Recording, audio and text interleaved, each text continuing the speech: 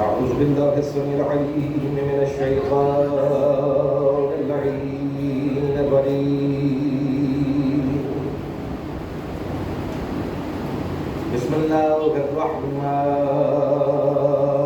الرحيم.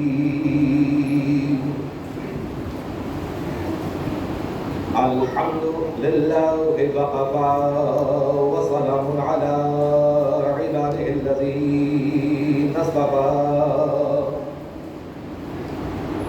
خصوصا على سيد الأنبياء محمد المصطفى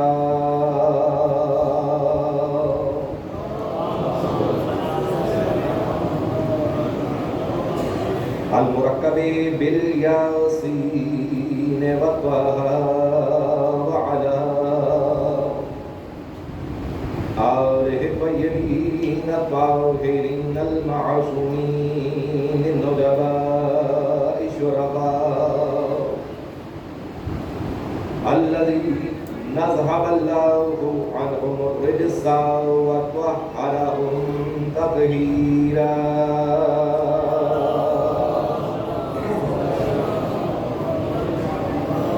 ولعنة الله وغيمة على الملعونين من يومنا وهذا إلى قيام يوم الجزاء.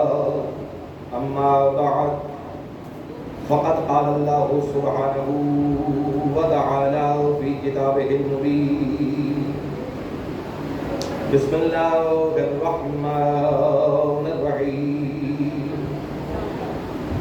يا أيها الذين آمنوا أطيعوا الله وأطيعوا الرسول ولا تبطلوا أعمالكم. صلوات پڑھتے ہیں محمد.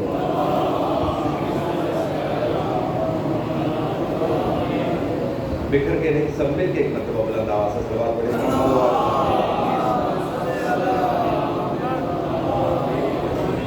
دعا ہے کہ مالک کائنات کبھی ہستیوں کے سلطے اور ان ہستیوں کے جن کی محبت کائنات کی ہر شے کا فرض ہے، آپ سب کا مستمع ہونا، ذکر کرنا اور سننا آپ کی بات میں قبول و منظور فرمائے.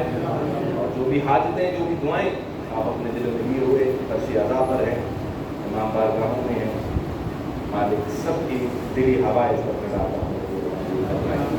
اور گناہ گار کے جتنے بھی جن مومنین میں دعا کا حکم دیا ہے، خالق حقیقی سے التماس ہے خیر محمد اور محمد علیہ السلام، مالک ان سب کی دعاؤں کو قبول فرمائے. ہم میں سے جو بیمار ہیں مالک ان کو صحت کاملہ اور عاجلہ عطا فرمائے. میرے مسیحوں کے لیے اور بالخصوص بھائی حسین کے لیے دعا کیجیے گا. ایک اور بھائی ہیں حمزہ بھائی، ان کے لیے بھی کہ مالک ان کی رہائی کے اسباب پیدا فرمائے. سب دعاؤں کی دعا جو ہماری دعاؤں کی قبولیت کی شرط ہے، مالک ہمارے والد حقیقی کے ظہور میں تعجیل فرمائے. ان سب دعاؤں کی مقبولیت کے لیے ایک مرتبہ پھر رحمت کیجیے بلند آواز سے صلوات پر محمد و علیہ.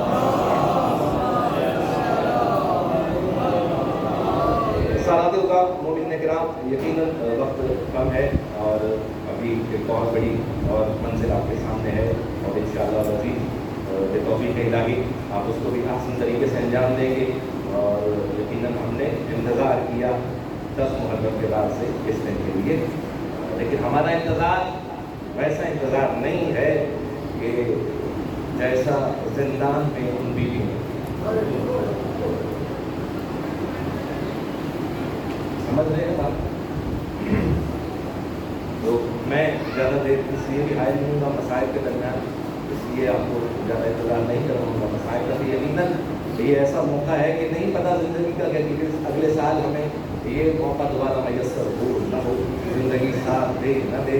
اس طرح مل جل کر مومنین ایک دوسرے کے ساتھ بیٹھ کر آل محمد کو بالخصوص سیدہ سلام اللہ علیہ کو ساتھ دے سکے نہ دے سکے. تو میں حائل ہوں گا. چند گزارشات ہیں جو اپنے نوجوانوں کے سامنے رکھنی ہے. اس کے بعد انشاءاللہ العزیز ذکر مسائل ہوگا، رفع مسائل ہوگا. کل بھی اسی آیت کو سننا میں سنت بنایا تھا، آج بھی اسی آیت کی تلاوت کرنے کا شرف حاصل کیا ہے. یہ آیت سورہ محمد، قرآن کا سورہ محمد، اور اس کی 33ویں آیت جس میں خدا بند مطالع فرما رہا ہے: یا ایھا الذین آمنوا اطیعوا اللہ واطیعوا الرسول ولا تبطلوا اعمالکم. اے ایمان والو، اللہ کی اطاعت کرو، اس کے رسول کی اطاعت کرو. ولا تبطلوا اعمالکم، اور دیکھو اپنے اعمال کو ضائع مت کرو. اپنے اعمال کو خراب مت کر دینا، اپنے اعمال کو غلط مت کر دینا. سمجھ رہے ہیں بات کو؟ کہ ایمان والوں سے بات شروع ہو رہی ہے اور پھر اس کے بعد ختم ہو رہی ہے بات اس چیز کے اوپر کہ اپنے اعمال کو ضائع نہ کریں. میں نے رات عرض کیا تھا کہ ایمان کی تعریف کیا ہے. میرے اور آپ کے حضرت محمد مصطفیٰ صلی اللہ علیہ وآلہ وسلم نے ارشاد فرمایا کہ یا علی آپ کی محبت تقویٰ اور ایمان ہے. سمجھ رہے بات؟ کیونکہ آیت کا جو ہے تسلسل اگر آپ اس کو غور سے دیکھیں تو اس کے اندر ایک تشویش ہے، اس کے اندر ایک فکر ہے، اس کے اندر ایک محبت ہے. کس کے ساتھ؟ یا ایھا الذین آمنوا کے ساتھ. بڑی توجہ سے، یعنی کہ اگر آپ آیت کی انٹینسٹی کو سمجھیں، ٹھیک ہے، کہ کیا ہے یا ایھا الذین آمنوا، اے ایمان والو اللہ پر، اللہ کی اطاعت کرو، اس کے رسول کی اطاعت کرو. دیکھو اپنے اعمال کو ضائع مت کر دینا.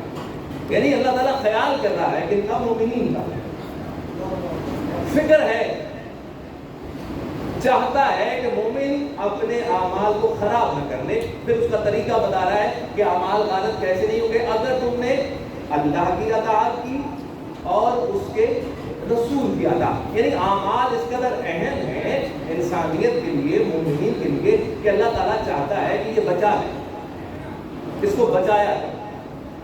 تم تینو اعمال کو، کہیں تمہارے اعمال باطل نہ ہو جائے. اس لیے اللہ کی بھی اطاعت کرو اور اس کے رسول کی بھی اطاعت. اللہ کو کن کے اعمال کی فکر ہو رہی ہے؟ قرآن کی آیت کیا دلالت کر رہی ہے کہ اللہ چاہتا ہے کہ مومن اپنے اعمال کو ضائع نہ کرے. میں چلے ایک سادہ سی مثال دوں، اور چونکہ مولوی ہوں تو مولویوں والی مثال ہوگی، یقیناً نوجوان اس کو سمجھے گا. ایک حدیث ہے جس کو بہت زیادہ کوٹ کیا جاتا ہے کہ نماز کے بارے میں کیا کہا جاتا ہے کہ اگر یہ قبول ہو، ان قبلا ما سواها وان رد ما سواها، اگر نماز قبول ہو گئی تو سب قبول ہو جائے گا، اور اگر نماز قبول نہ ہوئی تو کچھ بھی قبول نہیں ہوگا. ٹھیک ہے، یہ آپ نے حدیث نبوی صلی اللہ علیہ وآلہ وسلم اکثر مقامات پر سنی. کئی تو مسجدوں کی زینت کی رہی ہے. ٹھیک ہے، بات کیا ہو رہی ہے کہ اگر نماز قبول ہو گئی تو سب قبول ہو جائے گا، اگر نماز رد ہوگی تو سب رد ہو جائے گا. اب جو نماز پڑھتا ہی نہیں ہے اس کا تو اس حدیث سے تعلق ہی نہیں ہے. بڑے غور سے سمجھ لو، جو نماز پڑھ ہی نہیں رہا اس کا تو اس حدیث سے کوئی تعلق نہیں ہے نا. اس کو کیا ہے اس کی قبول ہو یا نہیں، ایک بندہ پڑھ ہی نہیں رہا، ایک شخص امتحان میں بیٹھا ہی نہیں ہے تو اس کے اس بارے میں کیا فکر ہوگی کہ میں پاس ہوں گا یا فیل؟ فکر تو اس کو ہوگی نا کہ جو امتحان میں بیٹھ رہا ہے تو اس کرائیٹیریا پر پورا اتر رہا ہے کہ وہ اس سینٹر میں موجود ہے کہ جہاں کرائیٹیریا ہوتا ہے نا امتحان میں بٹھانے کا. تو یہی بات یہاں پر بھی ہو رہی ہے. اللہ کو سب کے اعمال کی فکر نہیں ہے. اللہ یہ نہیں چاہتا کہ سب اپنے اعمال بچا لیں. یا ایھا الذین آمنوا، اے ایمان والو. ایمان کی تعریف ابھی آپ کے سامنے رکھی کہ اے علی تیری محبت تقویٰ اور ایمان ہے. اللہ بھی یہی کہہ رہا ہے، اے علی کی محبت دل میں رکھنے والوں، دیکھنا، خیال کرنا، کہیں اپنے اعمال ضائع نہ کر لینا. یعنی اللہ کی بارگاہ میں اعمال وہی کہلائیں گے یا اسی کے کہلائیں گے کہ جس کے دل میں محبت علی ہے. جس کے دل میں محبت علی نہیں. یہ دیکھیں، میں اور سادہ کر دوں بات کو حدیث رسول کے ساتھ کہ کیا فرمایا تھا میرے اور آپ کے آخری نبی کہ اگر کوئی شخص دن رات روزے رکھے، پورا دن روزے رکھے، پوری رات شب بیداری میں گزارے، صفا و مروہ کے درمیان چلتے ہوئے احد کے پہاڑ کے جتنا صدقہ کرتے، زکوٰۃ کرتے، اے علی اگر تیری محبت اس کے دل میں نہیں ہے، سمجھ آ گئی؟ اے علی اگر تیری محبت اس کے دل میں نہیں ہے تو اس کی کوئی بھی عبادت قابل قبول نہیں ہے. تو سمجھ آئی کہ جس کے دل میں محبت علی ہوگی، اگر وہ کوئی عمل کرے گا، اللہ کہہ رہا ہے کہ وہ عمل ضائع نہیں ہونا چاہیے. ہر کسی کے عمل کی بات نہیں ہوگی، جس کے دل میں محبت علی ہے. اب دیکھیں یہ جو اطاعت کا مسئلہ ہے، اطاعت کا جو مسئلہ، کیونکہ بات ہو رہی ہے اطیعوا اللہ و اطیعوا الرسول ولا تبطلوا اعمالکم. اطاعت بہت ضروری، اللہ کی اطاعت، رسول کی اطاعت. میں نے رات یہی عرض کیا، اللہ نہ دیکھنے میں آتا ہے نہ سننے میں آتا ہے. فطرت انسانی ہے، مطیع اسی کا ہوتا ہے کہ جب تک کسی کو دیکھنے نہ یا اس سے محبت نہ ہو جائے یا اس کا خوف نہ پیدا ہو جائے. یہ فطرت انسانی ہے کہ اطاعت تب صحیح معنوں میں آگے بڑھتی ہے کہ انسان کی فطرت ہے کہ یا تو کسی چیز سے مرغوب ہو جاتا ہے، اس کی محبت اس کے دل میں پیدا ہوتی ہے تو اس کی اطاعت شروع کر دیتا ہے، یا خوف پیدا ہو جائے تو تب اطاعت شروع کرتا ہے. اللہ کو نہ دیکھا جا سکتا ہے نہ سنا جا سکتا ہے، اسی لیے اللہ نے فوراً کہا اطیعوا اللہ و اطیعوا الرسول. دیکھو مجھے نہیں دیکھ سکتے لیکن اس کو تو دیکھ سکتے ہیں، اور اس کو دیکھنے سے مراد یہ نہیں کہ ایسے ہی فرما دیا کہ اطیعوا الرسول، نہیں. رسول ایسا کہ بولے تو میری مرضی سے، کوئی عمل کرے تو میری مرضی سے، یہاں تک کہ اے رسول کنکریاں آپ نے نہیں پھینکی، آپ نے نہیں، میں تم نے رسول کے ہاتھ میں بیعت کی، جو سب سے اوپر والا ہاتھ تھا وہ رسول کا نہیں. یعنی اتنا اپنا کہ اس کو دیکھتے جاؤ، یہ جو بھی کر رہا ہے میری اطاعت میں کر رہا ہے، اب تم جو بھی کرتے جاؤ گے اس کی اطاعت میں وہ میری اطاعت بنتی جائے گی. سمجھ رہے ہیں بات کو؟ اب ہم نے یہ دیکھنا ہے کہ اگر اطیعوا الرسول کی منزل پر آنا ہے تو کیسے آئیں. تو جیسے اللہ کی اطاعت کے لیے محمد مصطفیٰ نمونہ ہے، اللہ کی اطاعت کے لیے محمد مصطفیٰ کا نمونہ ہے، تو اس لیے محمد مصطفیٰ کی اطاعت کے لیے بھی تو کوئی نمونہ ہونا چاہیے کہ نہیں. اللہ کی اطاعت کیسے کرنی ہے رسول بتا رہا، اب رسول کی اطاعت کیسے کرنی ہے وہ بھی ڈھونڈنا پڑے گا نا. کوئی نہ کوئی پریشان ہو سلام پڑے کہ محمد و آل محمد. لیکن بات آتا ہے، سمجھنے کی بات ہے، اللہ کی اطاعت کے لیے آپ کے سامنے نمونہ کون آ رہا ہے؟ ختمی مرتبہ. کتنا بڑا احسان ہے. ایسی ذات اللہ کی اطاعت کے لیے نمونہ بن کے آ رہی کہ اللہ اس کے قول اور فعل کو اپنا قول اور فعل کہہ رہا ہے. معیار بنا دیا نا اللہ نے. سمجھے اگر نوجوان بیدار ہو کے اس جملے کو سمان کہ اللہ نے اپنی اطاعت کے لیے نمونہ کس کو بنایا؟ ختم مرتبہ حضرت محمد مصطفیٰ صلی اللہ علیہ وآلہ وسلم. ایسا کہا، ایسا نمونہ بنایا کہ اس کا قول میرا قول، اس کا فعل میرا فعل. یعنی اللہ کی اطاعت کے لیے اگر رسول نمونہ بن رہا ہے تو رسول کا فعل اور قول کس کا ہے؟ اللہ کا. اسی طرح اگر رسول کی اطاعت کرنی ہے تو دیکھنا پڑے گا کوئی ایسا جس کے بارے میں رسول یہ کہے کہ یہ مجھ جیسا میں اس کے جیسا. بیدار ہو کے سماعت فرمائیے گا. یعنی کہ اب بھی معیار وہی ہوگا کہ جیسے رسول کے بارے میں اللہ کہہ رہا ہے اس کا قول اور فعل میرا، اب رسول کی اطاعت کے لیے بھی نمونے ایسے ڈھونڈنے پڑیں گے جس کے بارے میں رسول کہے کہ یہ بولے تو سمجھنا میں محمد بول رہا ہوں. یہ کوئی عمل کرے تو یہ نہ دیکھنا کہ یہ کر رہے، سمجھنا کہ میں محمد ہوں. کیوں کہ یہ جن اطاعت کی بلندی پر یہ ہے اس جیسا اور کوئی نہیں. اطاعت کی بلندی کا پتہ کیسے چلے گا؟ بڑی سادہ سی مثال ہے، بڑی سادہ کہ ان ہستیوں کی اطاعت کا معیار دیکھنا ہے. کیا بڑا مشہور واقعہ ہے، ہمارے بچے کو یاد ہے، مجلسوں کا حسن ہے، یہ آپ زینت ہے، یہ بھی تذکرہ اکثر ہوتا رہتا ہے، آپ سماعت کرتے رہتے. تو نئی بات ہے کیا کہ جب رسول نے تبلیغ کا کام شروع کیا، اطاعت دیکھیے نا کہ کیسی ہونی چاہیے، کس مقام پر کس معیار پر اطاعت ہے. تو ظاہر اگر کوئی ایسا مل جائے تو پھر اس کے پیچھے چلنا چاہیے. کیا ہوا؟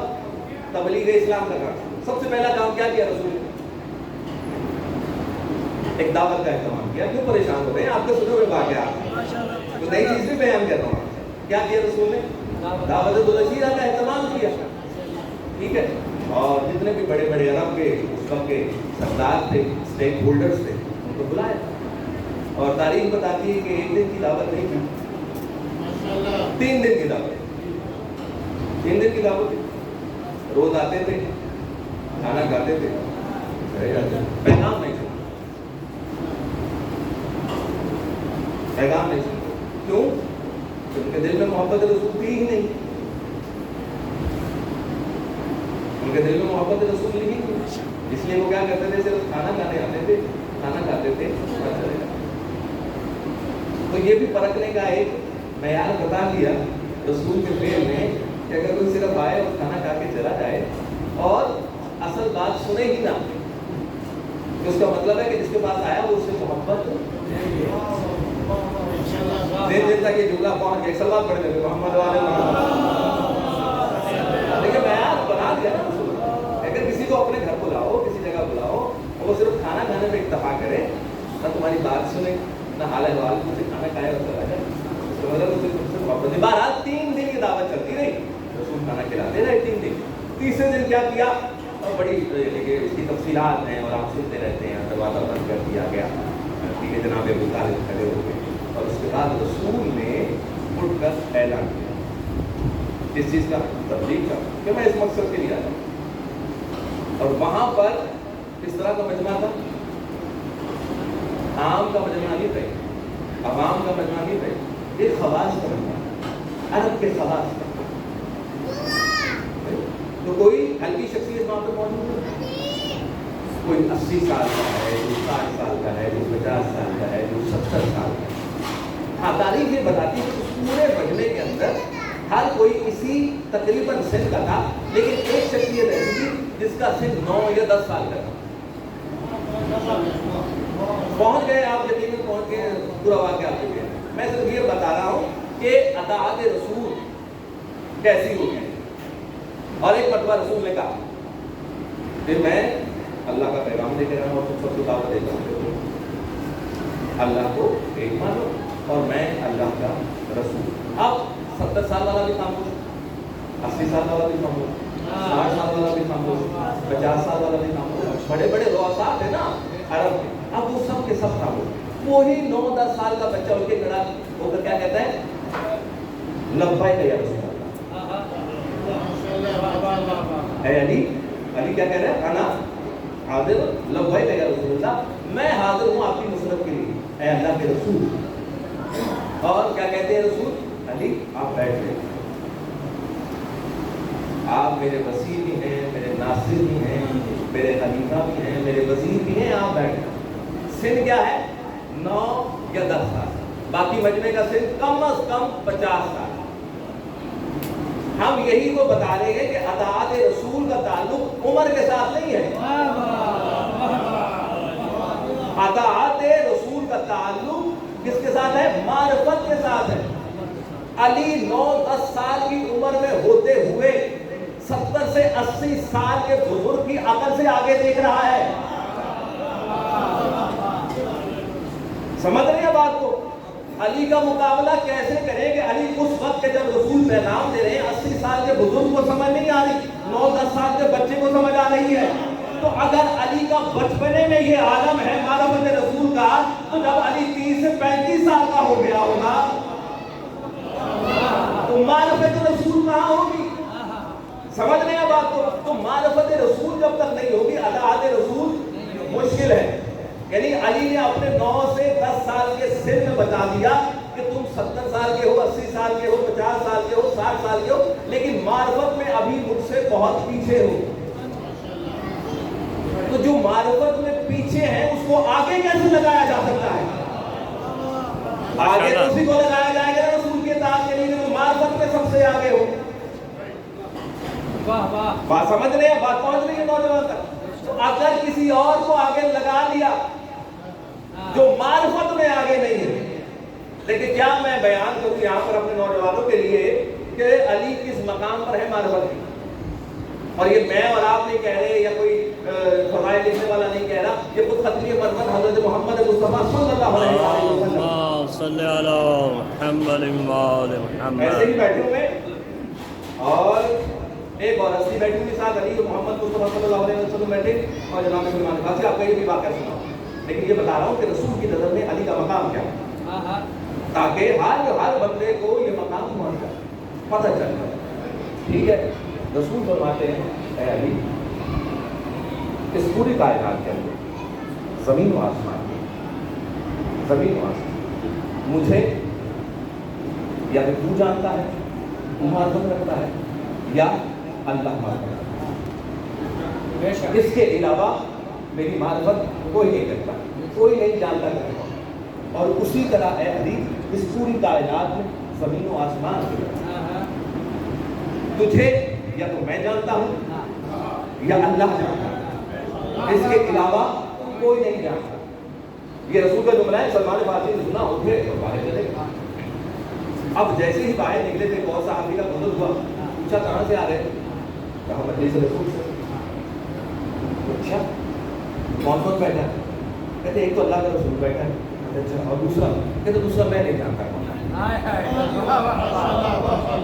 دوسرا میں نہیں جانتا کون ہے۔ اچھا چلو دیکھ لیتے۔ اب وہ گیا اور جا کے دیکھا سامنے رسول اور علی تشریف فرما۔ اس کو بڑا عجیب سا لگا کہ سلمان نے میرے ساتھ کیا کیا؟ تو موقع کی تلاش میں بھی ہوتے ہیں ایسے لوگ، فوراً پہنچ کے رسول کے لیے سلام کیا کرتا ہے، یا رسول اللہ ایک بڑا عجیب بات کیا ہو گیا، کیا ہو گیا کہ آپ تو سلمان کو بہت تعریفیں کرتے ہیں، بہت بظاہر بیان کرتے ہیں، یہاں تک آپ نے کہا سلمان ملنا حضرت ہے، میں نے اس کو یہاں تک کی سند دے دی، کیا ہوا؟ میں نے اس سے ایک سوال پوچھا اور اس نے مجھے غلط جواب دیا، جھوٹ بولا اس نے میرے ساتھ۔ اچھا کیا ہوا، کیا پوچھا؟ کہتے میں نے پوچھا کہاں سے ہے؟ اس نے کہا کہ رسول سے آ رہا ہوں، رسول سے اٹھ کر آ رہا ہوں۔ پھر میں نے اس سے پوچھا کون کون بیٹھا ہے؟ تو اس نے آپ کا نام تو لیا، اس کے بعد کہتا دوسرا وہ بیٹھا ہے جس کے بارے میں نہیں جانتا۔ تو رسول کے چہرے پر تبسم آیا اور فرمایا سلمان نے جھوٹ کب کہا؟ سلمان نے جھوٹ کب کہا؟ سلمان صحیح کہتا ہے۔ کہتے یا رسول اللہ کیسے؟ کہتے بلاؤ سلمان کو۔ سلمان کو بلایا۔ اب یہ طریقہ ہوتا ہے فضائل کو بار بار سنانے کا۔ فضائل بار بار سنانے سے پرانا نہیں ہوتا، فضیلت بار بار بتانے سے آپ کی معرفت میں اضافہ ہوتا ہے۔ جملے سنے ہوئے ہوتے ہیں لیکن جب آپ اس کے بارے میں ایک مرتبہ پھر سوچتے ہیں تو آج سے 10 سال پہلے یا سال پہلے یا کل جو سنا تھا وہ کیفیت طاری نہیں ہوگی فضیلت پر، اب ایک نئی کیفیت آئے گی، ایک نیا رنگ آئے گا آپ کے اندر۔ اسی طرح سلمان کو بلایا، سلمان کیا ہوا؟ یہ تو الزام لگا رہا ہے، یا رسول اللہ آپ نے تو کروایا تھا، اس پوری کائنات کے اندر مجھے کوئی نہیں پہچانتا، میری معرفت کوئی نہیں رکھتا، مجھے کوئی نہیں جانتا، یا تو علی تو جانتا ہے یا اللہ جانتا ہے۔ ہاں سلمان سے کہتا علی کے بارے میں بھی آپ نے یہی فرمایا کہ یا تو میں پہچانتا ہوں علی کو یا میں جانتا ہوں، اور اسی طرح یا اللہ جانتا ہے۔ تو یا رسول اللہ میں نے کب بولا؟ جب اس نے مجھ سے پوچھا کہ دوسرا کون ہے، تو جس کے بارے میں رسول یہ کہہ لے کہ میرے علاوہ اور اللہ کے علاوہ نہیں جانتا، میں سلمان کون ہوتا اس میں تعارف کروانے والا۔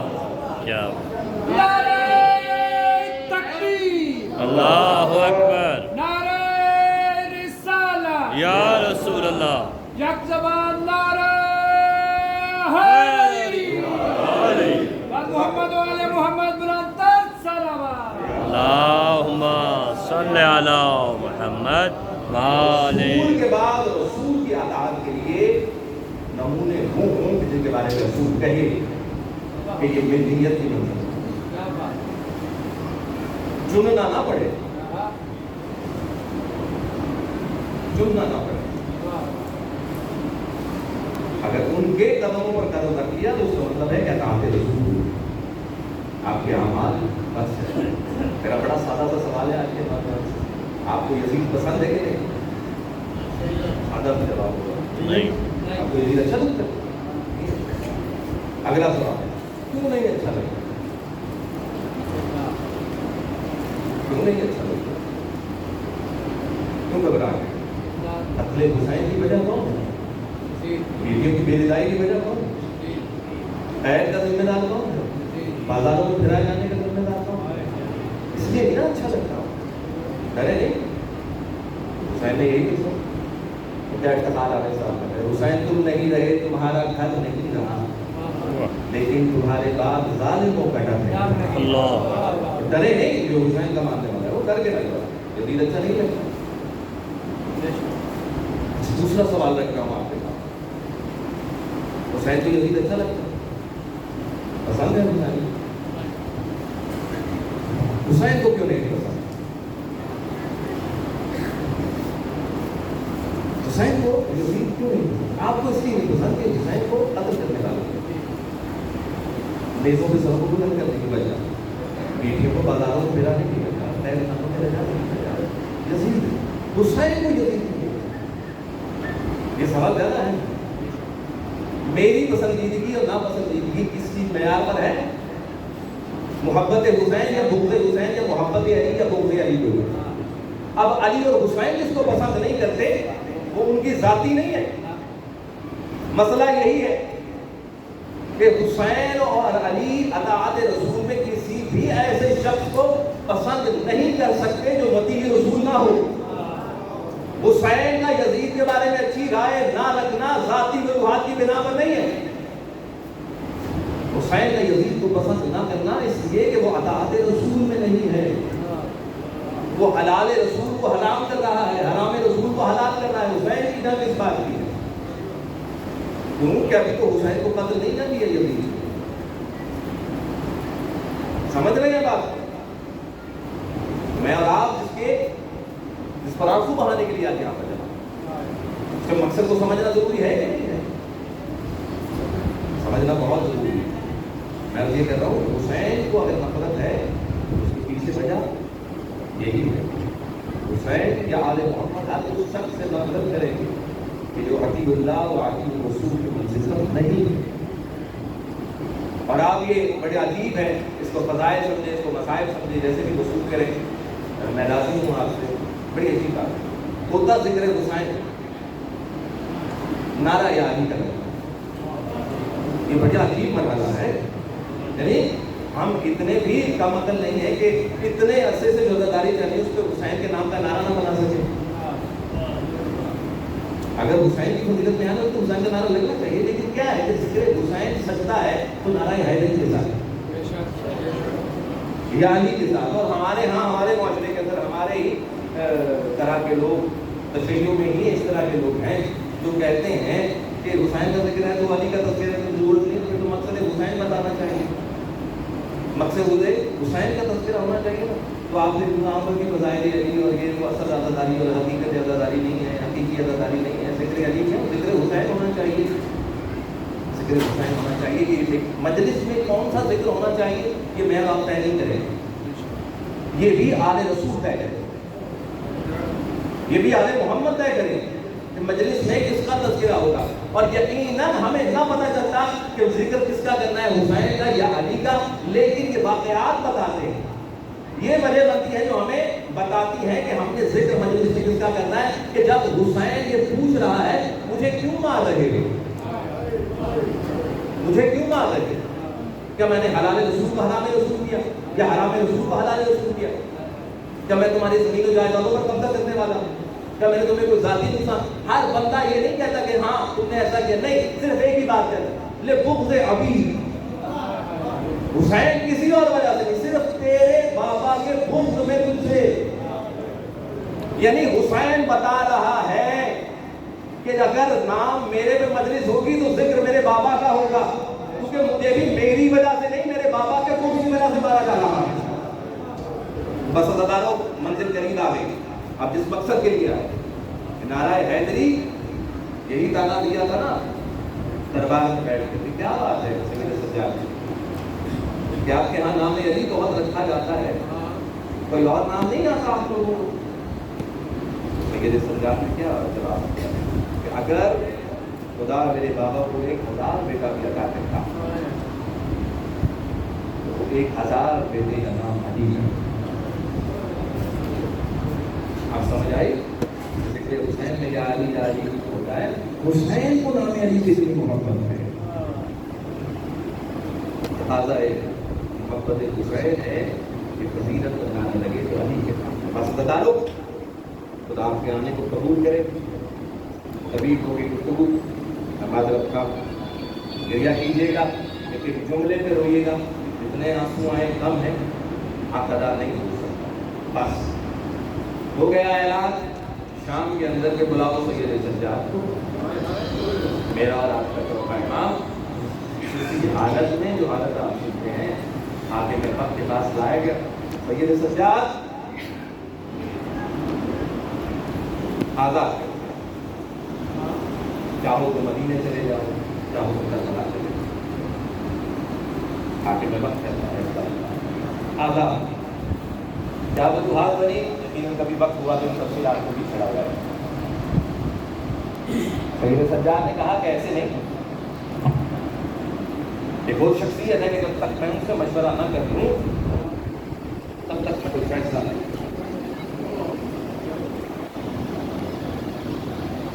واپس آئے خود بھی گھبراہ ہو گئے. ایک ہی تو سہارا ہے، کہیں ایسا نہ ہو حاکم میں وقت مطلب آپ پھر جلدی سے سجاد کیا ہوا کیوں بلایا؟ تو بھی اماں آگے میں وقت کہتا ہے کہ اللہ قید ختم کر دیجیے، کہتا ہے چاہے تو کربلا چلے جاؤ، چاہے تو مدینہ واپس چلے جاؤ، جیسے دل چاہے حکم کرے گا، آپ بتائیں کیا کریں؟ اچھا یہ کہا ہے سب کو کہو ایسے، اسے کہو کہ پہلے ہمارے لیے ایک گھر کا انتظام کرے اور وہاں پر کوئی غیر تھا، کوئی غیر، آپ چہلو منانے آئے ہیں، قسمتی ہے نا آپ کی کہ آپ 40 دن چہلو منانے آ گئے، لیکن جن کی وجہ سے یہ چہلو منا رہے ہیں نا پورا سال انتظار کیا ہے، اور انتظار کرنے والوں میں ایک بچی تھی جو یہ دن دیکھ نہ سکی، بڑی خواہش تھی اس کی کہ کسی دن قبر حسین پر آ کے بابا کی قبر پر آ کے گریا کرتا، ایک مرتبہ بابا کی قبر پر آ کے رو لے، لیکن زندگی نے ساتھ نہیں دیا اس بیوی کا، آپ آگے آپ کی بڑی خوش قسمتی، سکینہ زندان میں بھی رہتی، بارات ایسے نہیں، ایک مکان ہے، ہم خود کر حسین پر گریا کرتے، دوسری بات ان کو کہو کہ ہمارے سر واپس سر یہاں نہیں کرتے، اگر زینب جائے گی تو سروں کے ساتھ واپس، اور ان سے کہو کہ ہماری توجہات بھی واپس، سجاد پہنچے، تمام شرطیں رکھی، تمام شرطیں مانو، سوال یہاں پر یہ ہے شرطیں ہارے ہوئے کی مانی جاتی ہیں یا جیتے ہوئے؟ ایسے پتا کیا ہے، ایسے دیکھ ایک شرط مانی گئی تھی، مکان دیا گیا، اب بیویاں پہنچائی نہیں اس مکان کو، اب بیویوں نے بنایا حلقہ، مجلس سے فیصلہ آتا کیسے؟ اب یہ بیویوں کا حلقہ ہے، بیویوں نے رونا شروع کیا، اسی گریے کے اندر کہیں سے آواز بلند ہوتی یا عباسا، بس عباس کا نام آتا جاتا ہے، آنکھوں سے آنسو جاری ہوتے ہیں، آوازیں بلند ہوتی ہیں میری اور آپ کی بیویوں کی، کہیں سے آواز آتی یا قاسمہ، اب یہ نام ہے قاسم نہیں، جب کہتے ہیں نا یا قاسمہ تو قاسم سامنے، قاسم کے ٹکڑے سامنے آ جاتے ہیں، کہیں کہتے نا علی اکبر تو نام علی اکبر نہیں، اکبر ایسے کے سینے میں برچھی کا پھل، بیویوں کے سامنے کبھی ایک غش کر کے گرتی ہے، کبھی دوسری غش، اب جب سب کے نام ہوتے ہیں تو ایک مرتبہ ایک نام پوچھتا ہے علی اکبر، پتہ نہیں اکبر کا نام آتا ہے، کہنا پتا ہوتا ہے، ایک ان کا نام لیا جاتا ہے، بیویاں گریا کرتی، روتی ہیں، دن بھر کے رویا، پھر اس کے بعد سید سجاد ان سے کہو کہ ہمارے سر ہوتے کہتے ہیں سارا مرضی، اب اس حلقے میں جو سب سے پہلا سر آیا نا وہ تشت میں نہیں آیا، وہ ایک تھیلے کے اندر لایا، اللہ، یہ وہی سر ہے جو پورے راستے پر نیزے پر سوار نہیں ہوا، نیزے پر چڑھتا تھا گر جاتا تھا، یہ وہی سر ہے جو کربلا سے لے کر شام تک کسی نیزے کی علی پر نہیں رہا، ایک گھوڑے کے گردن میں رہا کپڑے کے اندر، جب بھی اس کو کھڑا کرتے تھے نیزے کی نوک پر یہ گر جاتا تھا، یہ سر کسی اور کا نہیں، سید جناب غازی عباس کا سر تھا، کہتے وہ تھیلا لایا گیا، اب جو تھیلے کو کھولا، اب جیسے ہی عباس کے چہرے پر نظر پڑی بیویوں کی، ہر بیوی کا گریا بلند، واہ پاکا واہ حجابا، ہر بیوی کو اپنی اپنی چادر یاد آنے لگی، کچھ دیر گزری دوسرا سر آیا، مولانا محمد کے سر آئے، علی اکبر کا سر آیا، قاسم کا سر آیا، اب ایک چھوٹا سا پشت آیا، اب وہ دیکھا تو کیا ہے، ایک ننھے شہزادے کا، علی اصغر کا زبان پشتا کر کے مرتبہ، بدقد اجرکم اللہ، اجرکم اللہ، یقیناً قیامت کے شکل ہے، ماتم کا وقت ہے، کہتے کچھ دیر گزری، اب ایک تشت آیا، اب یہ جو تشت آیا نا، سب بیویوں نے ہر سر کو بیٹھ کر مسلم کیا، لیکن جیسے ہی اب یہ سر آیا نا، ادھر زینب کھڑی ہوئی، ادھر ام کلثوم کھڑی ہوئی، ام لیلا بلند ہوئی، ام لباس، یہ سر کسی اور کا نہیں، سید الشہداء آپ کے اور میرے حسین کا سر ہے، ایک مرتبہ بھاگ کر بیوی نے سر کو وصول کیا، تاریخ بتاتی ہے، پتہ ہے سب سے پہلا کام کیا کیا بیوی نے؟ جب سر آیا نا تو بی بی نے سر کو وصول کیا، اپنی چادر کو اٹھایا، ایک کپڑے سے حسین کے چہرے پر لگی ہوئی گرد کو صاف کیا۔ بی بی تیری قسمت، سال بعد بھی سر ملا تو اس حالت میں کہ حسین کے چہرے پہ کہتے سروں میں رکھا گیا، گریا کر دیا۔ اب اگر آپ بتائیے تھوڑا مشکل مرحلہ تھا، آپ تبرکات آنے شروع ہوئے، پتہ نہیں تبرکات کچھ جھولے کی جلی ہوئی لکڑیاں ہیں، کچھ کانوں کے آوے تھے اور اس کے ساتھ کچھ چادریں۔ اب یہ چادریں آتی جا رہی ہیں اور زینب وصول کر رہی۔ چادر آتی ہے ام کلثوم تمہاری، سال بعد چادریں ملی ہیں کہ ذہن میں رہے مسائل یہ کم نہیں ہے کہ چادروں کو آنا ہی بہت بڑا مسائل ہے۔ ام کلثوم تمہاری طرف، ام رباب تمہاری طرف، ام لیلا تمہاری طرف۔ ایک بیوی کو اس کی چادر کہتے جب چادروں کو تقسیم کر دیا گیا نا تو ایک چھوٹی سی چادر، اللہ جانے کیسے سماعت کریں گے آپ اس جملے کو، ایک چھوٹی سی چادر وہ ابھی وصول نہیں کی، لیکن جیسے ہی زینب کی نگاہ گئی نا اس چادر کے اوپر، زینب کا رخ کربلا کی طرف ہو گیا، جیسے کہہ رہی ہے بھائی حسین معاف کرنا، معاف کرنا۔ جب رخصت ہوئی تھی نا تم سے وعدہ کیا تھا کہ سکینہ کو میں سنبھالوں، ایک مرتبہ چادر لی، رباب کی گود میں رباب، یہ کسی اور کی نہیں تیری سکینہ کی چادر ہے۔ اللہ جانے رباب نے کیسے چادر کو وصول کیا۔ ایک مرتبہ کہا کہ سجاد محملوں کو تیار کرو، محمل تیار کیے گئے، محمل آ گئے، سید سجاد سب بیویوں کو اٹھا، محملوں کو دیکھنا اس سے بڑا مسائل، کہتے محملوں کو آگے لایا گیا، ایک ایک بیوی کو سوار، جب سب بیویاں سوار ہوگی زینب رہ گئی۔ ایک مرتبہ زینب نے ادھر ادھر دیکھا تو کیا دیکھتی ہے کہ رباب موجود نہیں ہے۔ ایک مرتبہ گھبرا کے سید سجاد کی طرف دیکھا، سید سجاد تمہاری ماں رباب کہاں ہے؟ کہتے بھوپی اللہ گھبرائیے نہیں، میں جانتا ہوں کہ میرے ساتھ ساتھ آئیے۔ کہتے کہ اب سید سجاد آگے آگے، میری رات کی شہزادی پیچھے پیچھے، دوبارہ کیا دیکھتے ہیں کہ یہ خانے کا روزہ ہے اور ایک تاریخ سی جگہ کی طرف بڑھ رہے ہیں۔ جیسے ہی قریب گئے نا تو کیا دیکھتے ہیں کہ رباب سکینہ کی قبر پر ایسے لپٹی ہوئی ہے جیسے کوئی ماں اپنے بچے کو اپنے سینے کے ساتھ لگا کر۔ ایک مرتبہ زینب روتی ہوئی آگے بڑھ، رباب رباب آؤ چلو مدینے نہیں جاؤ گی۔ ایک مرتبہ روتے ہوئے زینب کی طرف دیکھ، بی بی میرا مدینے میں رہا کیا ہے؟ ایک 6 ماہ کا تھا وہ کربلا میں ہے، ایک 4 سال آتی بی بی نہیں رباب تھا، بڑی مشکل سے اٹھائے۔ اب چلے بس اداروں آخری جملے، مولا آپ کی دلیے کو قبول کرے۔ کہتے پہنچے کربلا کی سرزمین پر۔ اب کربلا کی سرزمین پر کیا منظر ہے کہ حسین کی قبر کا پہلا زائر عبداللہ ابن جناب عبداللہ وہاں پر زیارت کی۔ اب کہتے ہیں کہ جناب عبداللہ روایت کرتے ہیں کہ میں قبر حسین سے لیٹا ہوا تھا، ایک مرتبہ قبر حسین سے آواز آئی، عبداللہ ابن جابر انصاری، جابر میری قبر سے پیچھے ہٹ۔ عبداللہ بھی جابر میری قبر سے پیچھے ہٹ جاؤ، تم نہیں جانتے میری بہن آ رہی ہے۔ کہتے ہیں یہ جملہ اس نے اپنے کانوں سے سنا، میری بہن آ رہی ہے، دیکھو ہٹ جاؤ میرا بیٹا آ رہا ہے، دیکھو کچھ دور ہو جاؤ۔ کہتے میں کچھ دور ہو کے کھڑا ہوا اور دیکھتا ہے اپنے غلام سے، کہتے ہیں کہ کیا دیکھو منظر کیا ہے؟ کہتے ہیں کچھ دور سے ہوا میں گرد محسوس ہو رہا ہے کہ کوئی قافلہ آ رہا ہے۔ اچھا بتاؤ کیسے کیسے؟ تو کہتے ہیں جو سب سے آگے ہے ایک بہت بڑا ضعیف۔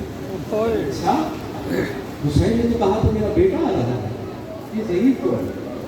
کہتے کہ ابھی کچھ دیر اور گزری کہ قافلہ قریب آیا تو وہی جو بزرگ تھا جو بوڑھا لگ رہا تھا اس نے اپنی سواری کی نشست کو چھوڑا اور زمین پر اترا اور آگے بڑھنے لگا۔ غلام بتاتا جا رہا ہے عبداللہ کو کہ وہ قریب آ گئے۔ کہتے جیسے ہی کچھ قریب آیا نا تو اس بزرگ نے آواز دی، اے میرے بابا کے پہلے زائر تجھ پر میرا سلام ہو، تجھ پر میرا سلام۔ کہتے تڑپ کر آگے بڑھا، یہ ابن رسول اللہ آپ ہیں، سید سجاد آپ ہیں، مجھے تو بتا رہا تھا میرا غلام کہ کوئی بزرگ آ رہا ہے۔ کہتے کیا بتاؤں عبداللہ، حرم کی بیداری نے سر کے بالوں کو سفید کر دیا، تو نہیں جانتا سید سجاد کیسے کیسے مرحلوں سے کہ سید سجاد کہتے ہیں کہ عبداللہ اب قبر کو چھوڑ دے، اب وارث سے قبر آ رہی ہے، دیکھ کچھ دور ہو جا۔ روایت کے جملے ہیں جب قریب پہنچا نا بیوی نے انتظار نہیں کیا کہ ناکا رکے اور بیوی کو اتارا جائے.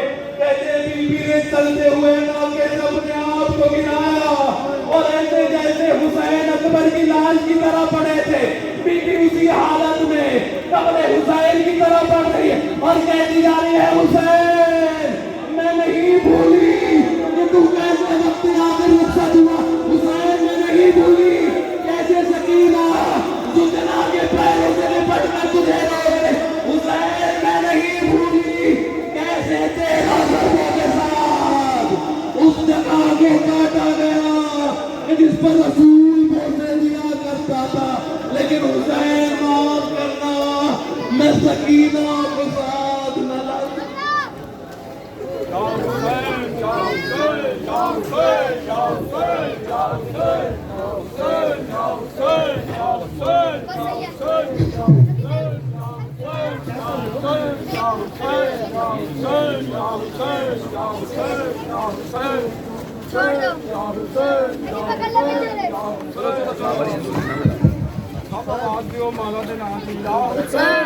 حسین یا حسین یا حسین یا حسین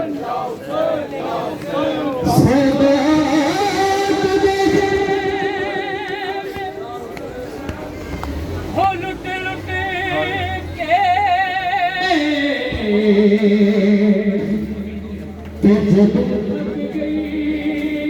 فوج عجب بے عشم عباس بلا شبے کر کے توہین ادب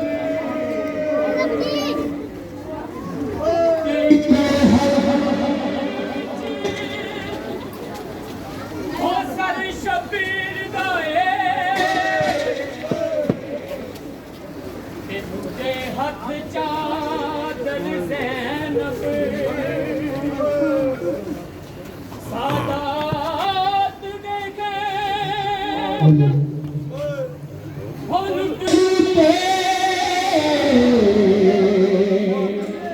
کر کے توہین ادب ایک ہاتھ